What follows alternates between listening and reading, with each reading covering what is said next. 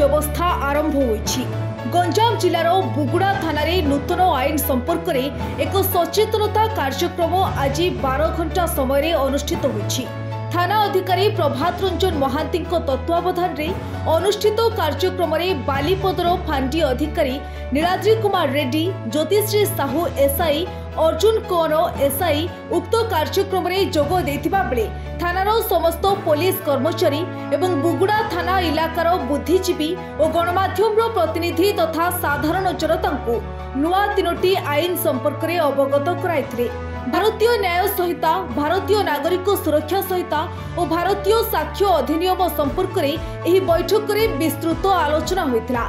1860 मसीहार British शासन समय आईन को रद्द करी किपरि प्रत्येक पीड़िता को सुनिश्चित न्याय प्रदान करिबा, महिला और शिशु माननकु सुरक्षा को प्राधान्य, त्वरित न्याय पाई सठिक समय मामलार सुनानी, ऑनलाइन एफआईआर सुविधा, डिजिटल प्रमाणर व्यवहार, संगठित आपराधिक आईन रे अंतर्भुक्तकरण, स्पष्ट और स्वच्छ अनुसंधान पाई साक्षीर विवृत्ति एवं जांच ऑडियो वीडियो रेकर्डिंग विषय आलोचना होइतिला। एहासह अभियोगकारी चाहिए जेकोसी स्थान में ऑनलाइन व्हाट्सएप फोन एवं मेसेज माध्यम एफआईआर निकटस्थ थाना दरज करें। एहासह अभियोगकारी चाहिए जेकोसी स्थान में ऑनलाइन व्हाट्सएप फोन एवं मेसेज माध्यम एफआईआर निकटस्थ थाना दरज करें। सेहीपरि फोन किंबा व्हाट्सएप द्वारा पुलिस सम्मन मध्य पठाई पारिबो।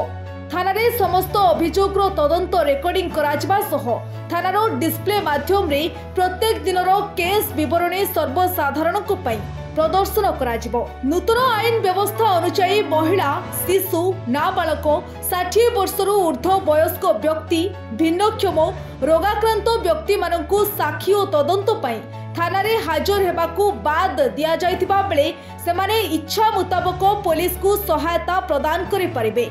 एही नुआ आईन व्यवस्था प्रणयन द्वारा पुलिस रो कार्य दक्षता बढ़िबा सहित न्यायिक व्यवस्थार सरलीकरण हेबाकू जाउतिबा जोगु साधारण जनता एहार त्वरित सुफल पाई परिबे। ब्यूरो रिपोर्ट, साधना लाइव।